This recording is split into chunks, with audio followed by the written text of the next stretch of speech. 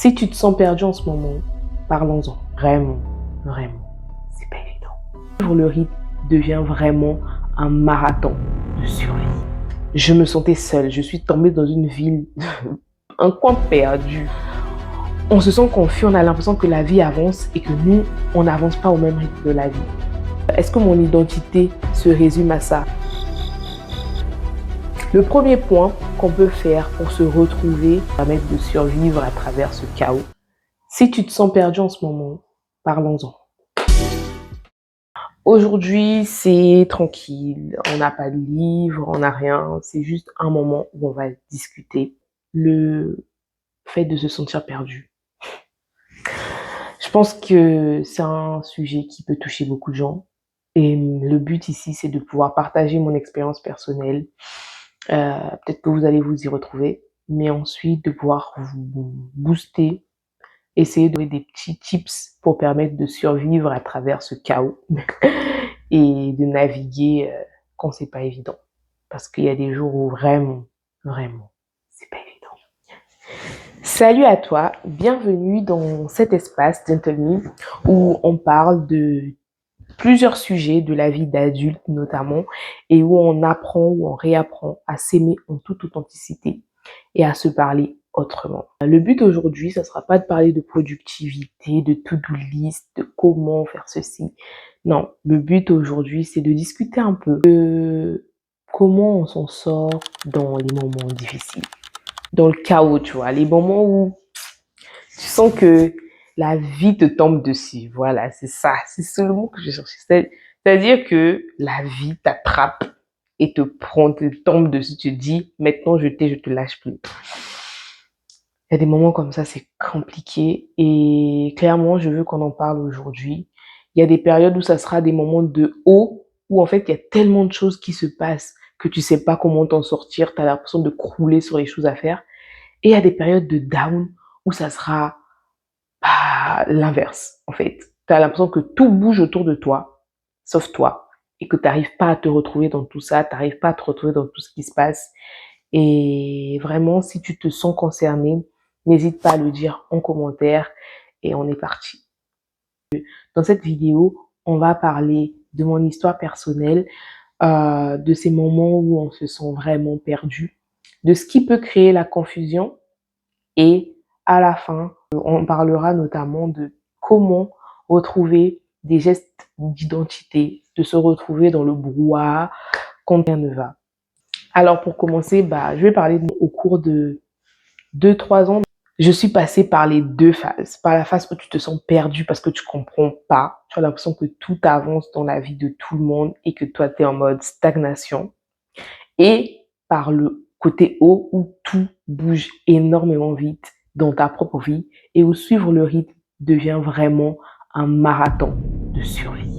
Je terminais mes études et tout, jeune cadre dynamique, je commence la vie un peu. En plus, je viens d'avoir mon permis. Tout va bien dans ma vie, mais je me suis retrouvée dans une situation où vraiment, je me sentais seule. Je suis tombée dans une ville, un coin perdu pour aller travailler. Mais vraiment, j'étais en mode, aïe, qu'est-ce que je fais ici? J'étais seule, il y avait personne. Ma famille était loin, donc je me réveillais chaque matin. Et puis j'étais dans un truc, tu vois, quand il y a une entreprise qui t'embauche, et comme c'était pas sur la zone où j'étais avant, il m'avait pris un genre de studio façon. Le truc là ressemblait à une prison. Ça ressemblait à une prison. Même quand mon père est allé me déposer, il était en mode, c'est ici que tu vas vivre. Il y avait une seule fenêtre. C'était un studio là. J'ai pas de photo de ça parce que ça m'a traumatisée. Mais, et puis en plus, c'était dans une ruelle sombre et tout. Je suis arrivée là-bas, je me suis dit, bon, c'est pas grave, c'est pour un petit moment, le temps que les choses s'arrangent. Et après, de toute façon, je partirai ailleurs. Le petit moment qui était censé durer 3 mois a fini par durer 1 an et demi, 2 ans. Et j'étais dans ma vie comme si j'y étais pas. Je me levais chaque matin et c'était... En fait, c'était infernal. Je suis en train de me dire, mais qu'est-ce que je fous là? Le travail, ça se passait super bien. Hein. Franchement, les collègues étaient sympas et tout. Mais je savais juste pas ce que je faisais là. j'étais dans un endroit où je pense que je ne devais pas être. Et clairement, ça devenait compliqué. Du coup, quand ça s'est retourné, le vent s'est retourné dans le sens où tout allait vite. Mariage, bébé et tout. Je suis passée d'une vallée, en fait, où il y avait un creux, il y avait rien qui se passait de concret. Moi, je vais appeler ça la vallée de la préparation parce que oui, c'était une vallée de préparation. En fait, dans les moments de creux, il faut se préparer pour les moments de haut. Parce que les moments de haut, en général, tu vois, à l'extérieur, les gens, quand ils te voient, ils sont en mode waouh, ça vit, il se passe beaucoup de choses, il y a beaucoup de choses qui s'accomplissent et tout. Merci Seigneur pour ta vie ou ah, elle est trop chanceuse ou quoi. Mais la personne qui vit les changements, hmm, hmm, c'est une autre histoire. Parce que, effectivement, oui, tu es contente, il y a plein de choses qui viennent et tout ça. Mais, il y a un revers de responsabilité, de ressources. Parce que oui, préparer un mariage, la venue d'un enfant, un déménagement. En même temps, eh ben, ça coûte. C'est pas évident. Donc, ça demande de la force, de l'énergie, de la foi, de l'assurance et beaucoup. En fait, il y a un lot de responsabilités qui atterrit sur toi comme ça. Et t'es en mode, wow, qu'est-ce que c'est que ça? Tu commences à découvrir des choses que tu ne connaissais pas avant, des déclarations, des trucs, des démarches administratives que tu n'avais pas besoin de faire avant. Et clairement, c'est une autre étape aussi. En fait, il faut profiter, et ça c'est vraiment un conseil, profiter de la vallée, des moments où rien ne se passe, pour se bâtir un mindset, pour pouvoir accomplir toutes ces choses que Dieu a prévues pour nous dans les hauteurs. Parce que franchement, dans la vallée, ça peut être très compliqué. On peut se perdre littéralement. Tu peux perdre la foi parce que tu ne vois pas les promesses s'accomplir. Tu n'arrives pas à accomplir toi-même les choses que tu t'étais dit d'accomplir. Et ça peut être tellement frustrant. Mais continue dans l'ombre. Continue à travailler. Continue à mettre en place les choses pour que quand les choses que tu as déclarées dans le secret vont arriver, tu sois prête, que tu sois prête mentalement, que tu sois prête financièrement, que tu sois prête émotionnellement, spirituellement, que tu sois au taquet. Parce que quand ça va vite parfois et c'est pas facile. Ensuite, donc j'ai eu une période de bas, j'ai eu une période de haut, donc tout ce qui était mariage, baby et tout, et j'ai eu une période de bas où je suis rentrée dans une... C'était pas une... Je sais pas si j'ai fait une dépression postpartum, je vais pas mentir, je ne sais pas. Mais je sais que c'était difficile. Voilà, le premier mois, c'était bien parce que ma mère était là, elle m'a beaucoup aidée. Et après, je me suis retrouvée seule dans un endroit où je connais pas grand monde, enfin, je connais personne à part mon mari. J'ai plus de travail, j'avais pas d'amis à proximité. Et il fallait se construire dans tout ça. Il fallait retrouver une harmonie, il fallait construire son foyer. C'était pas évident. Ça peut te laisser chambouler. Parce que pour ma part, c'était vraiment un moment où je me suis dit, ouh, je me suis sentie à un moment impuissante par rapport à tout ce qui arrivait. J'étais épuisée, je me sentais impuissante, j'avais l'impression que tout se passait dans ma vie, mais que moi, je n'arrivais pas à garder le contrôle de tout ce qui se passait. Autant dans les hauts que dans les bas, j'avais du mal vraiment à garder le contrôle à ce moment-là. Je me suis beaucoup reposée sur ma foi. Je me suis beaucoup reposée sur les livres. Je me suis beaucoup reposée sur ma famille. Et je vous assure que ça m'a quand même beaucoup aidé. Voilà, je voulais partager ça avec vous parce que je sais que c'est pas évident. Je sais que d'une manière ou d'une autre, on peut, quand on, quand on est comme moi, par exemple, quelqu'un qui aime bien beaucoup travailler, quand tu te retrouves du jour au lendemain à pas travailler, pourtant tu es là avec ton enfant, ça se passe super bien, mais tu as un sentiment de vide. Tu as un sentiment de, je sais pas, de vide à combler, d'un besoin à combler, il y a quelque chose qui va pas. Il y a un truc qui manque. Et on parlera dans la suite de qu'est-ce qui provoque ça réellement et comment la société influence justement nos vies par rapport à ça. Si ce que je dis résonne avec quelque chose que tu as vécu ou que tu penses être en train de vivre aujourd'hui, n'hésite pas à mettre un cœur en commentaire, en soutien et j'hésiterai pas à te laisser un mot de soutien, un mot d'encouragement, parce que je sais que c'est pas facile. Ouais, je sais. Alors, dans la deuxième partie, je veux parler de pourquoi on ressent cette confusion intérieure, même quand tout a l'air d'aller bien. Ça peut être le fait de vivre un changement rapide ou juste un changement quand on n'y était pas préparé. Le fait de vivre un changement quand on n'est pas préparé peut être une cause importante de ce changement d'attitude, de cette confusion. Pourquoi? Parce que le fait de ne pas s'être préparé, dans l'être humain, en fait, on a l'habitude de vouloir avoir le contrôle sur plein de choses. Et le fait de ne pas être préparé à certains événements qui se passent dans nos vies, on se sent confus, on a l'impression que la vie avance et que nous, on n'avance pas au même rythme que la vie. Et c'est ce décalage-là qui crée cette confusion, cette perte de sens ou cette perte d'énergie. Le deuxième point pour lequel on peut être confus, perdu, ça peut juste être par rapport à son histoire personnelle, par rapport à ce que vous avez vécu, ce que vous êtes profondément.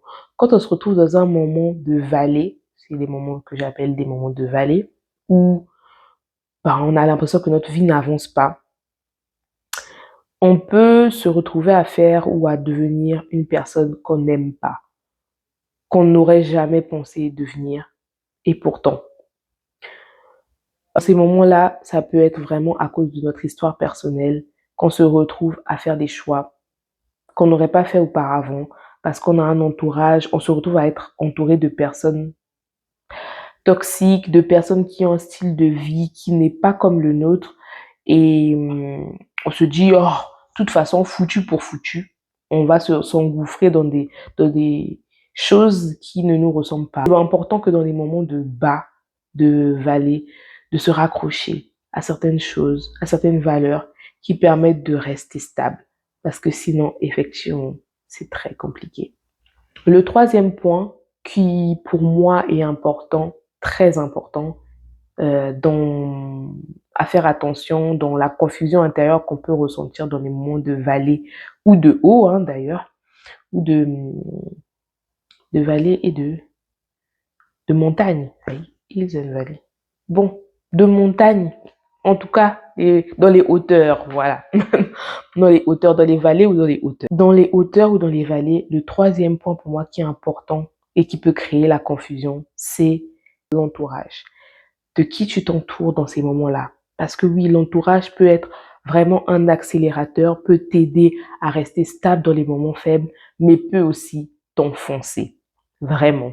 Donc, il faut faire attention à qui tu côtoies au quotidien. C'est dans les moments de lucidité où tout va bien encore dans ta vie qu'il faut prendre le temps de regarder les personnes que tu côtoies, de regarder ce qu'elles font dans la vie, de regarder leurs valeurs, pour que le jour où tu n'ailles pas bien, tu sais que tu peux compter sur elles. Franchement, moi, j'ai compté pendant les moments de vallée, j'ai beaucoup compté sur mes amis, que j'ai souvent appelés pour leur dire, les filles là, ça va pas du tout.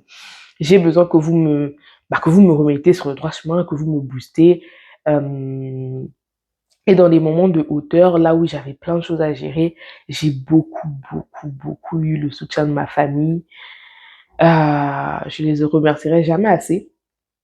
Et c'est important de trouver des piliers comme ça dans sa vie et de les garder. Mais aussi, j'ai un dernier point sur l'entourage, c'est la pression de la société et des réseaux sociaux. Parce que on se montre pas, c'est fini l'ère où c'était juste les personnes de notre entourage qu'on côtoie physiquement qui comptent. Non, il y a aussi les personnes qu'on côtoie sur les réseaux. Coucou YouTube. Et ces personnes-là peuvent avoir une très grande influence sur qui on va devenir dans les périodes troubles. Et il faut faire attention à ça. Vraiment. Les réseaux, je vois passer des trucs sur être une clean girl, une vanilla girl, une boss lady. Mais au final, c'est quoi être une vanilla girl? C'est quoi être une clean girl? Est-ce que c'est toi? Et moi, ça me fait me poser des questions. Je me dis, est-ce que mon identité se résume à ça? À vanilla, à clean girl, boss lady? Non.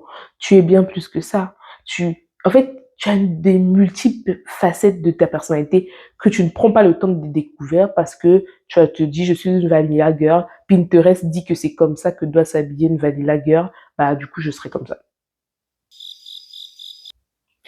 Je trouve ça dommage. Personnellement, en tout cas, je trouve ça dommage de s'arrêter là dans la découverte de sa personnalité.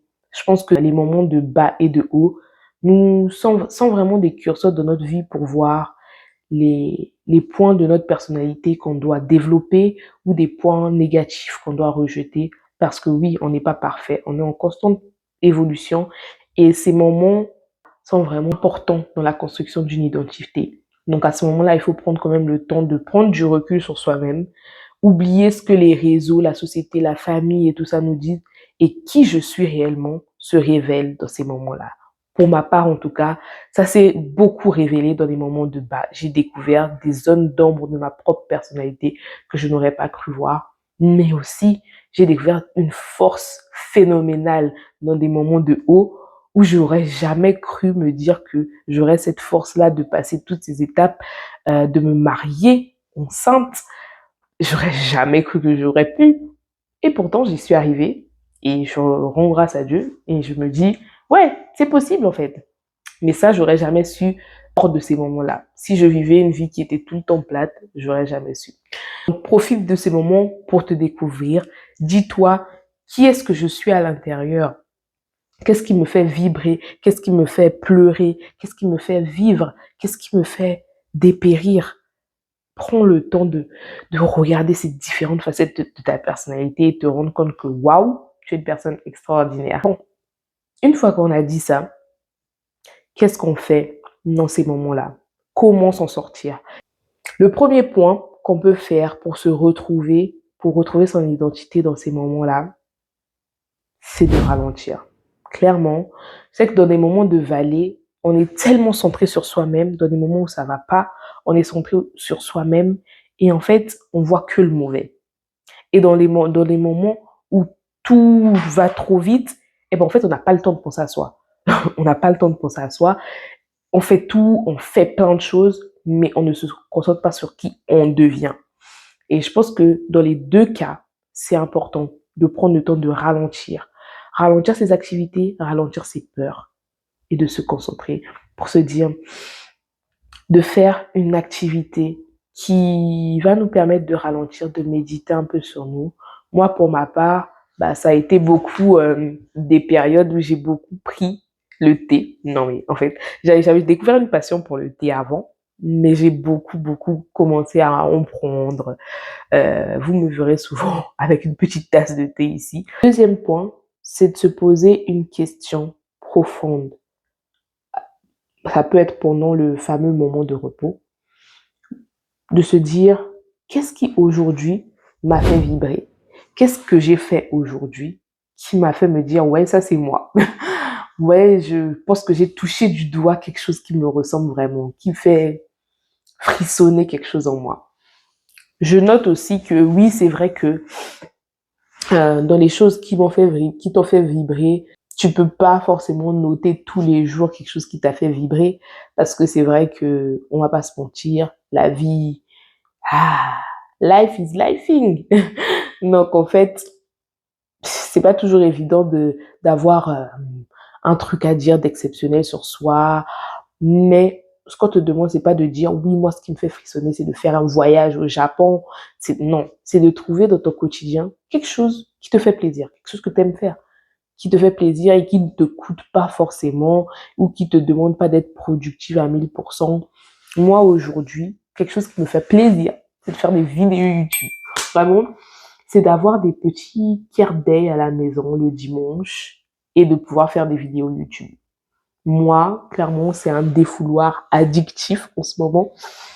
Et je voudrais savoir, c'est quoi le vôtre? Si vous en avez, en tout cas, s'il y a un petit défouloir qui vous fait vibrer, je veux le savoir. Dites-le moi en commentaire.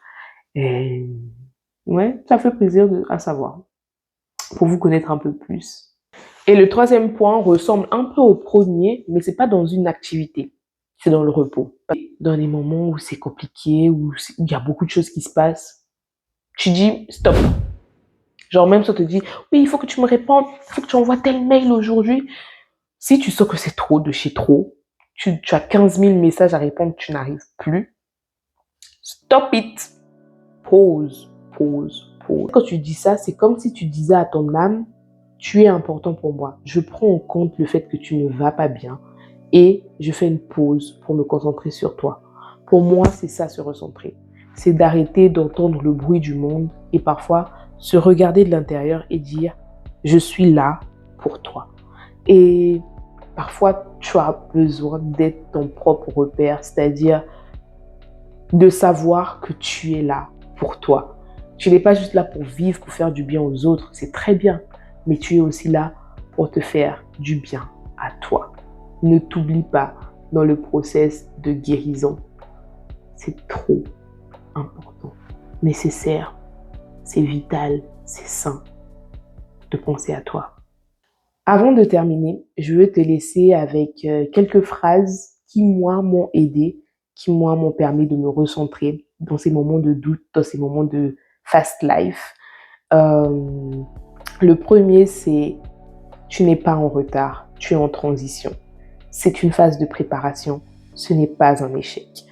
Si tu te retrouves dans une phase de vallée, non, tu n'es pas en retard. Non, ta vie n'est pas en arrêt. Non, les autres ne font pas mieux que toi, tu connais pas leur vie. Mais ta propre vie, elle est en transition. Elle est en phase d'être mieux. Elle est en phase de préparation. Alors prends ce temps comme un temps de transformation intérieure avant que cela rayonne dans le monde. Oui, c'est un moment qui va te changer profondément, qui peut te réouvrir des blessures, mais qui va te permettre d'évoluer à un niveau que tu n'aurais jamais imaginé. La deuxième phrase qui me vient, c'est de me dire chaque saison est belle quand on sait quoi en faire. Et effectivement, dans ces moments-là, j'ai appris énormément sur moi. Et que ce soit dans les moments de bas ou dans les moments de haut, j'ai vraiment pris le temps de me connaître de différentes manières, de découvrir comment je suis en tant que maman, mais comment je suis aussi quand je suis seule, qu'est-ce qui me fait vibrer, qu'est-ce que j'aimerais tester. C'est des choses que tu ne peux pas vivre quand tu es tout le temps en mode survie, quand tu es tout le temps en train d'essayer de faire plein de choses. C'est des voyages intérieurs que tu dois faire. Chaque voyage intérieur a sa saison. Et ici, on partage toutes les saisons ensemble. Tu sauras que tu te retrouves, que tu es sorti du chaos et de l'anarchie, quand pour rien, tu vas te remettre à sourire. Tu te sentiras aligné avec toi-même. Et là, tu auras compris que tu es sorti du chaos. Mais tu n'en es pas sorti comme tu es rentré. Non, tu es sorti plus forte, plus résiliente, plus consciente de ta personne, de ta personnalité et de tes forces et faiblesses. Et ça vaut de l'or. Si cette vidéo t'a fait du bien, abonne-toi. Et si tu veux aller plus loin, je t'invite à rejoindre la communauté Gentle Me que j'ai commencé à alimenter un peu. Donc, je te mets en barre de description, c'est sur YouTube. Rejoins-moi, n'hésite pas à partager, à commenter, à me dire ce que tu veux. Je suis là pour discuter, pour apprendre à se connaître et pour évoluer ensemble vers une version plus Gentle Me de nous. C'était Hélène. Peace.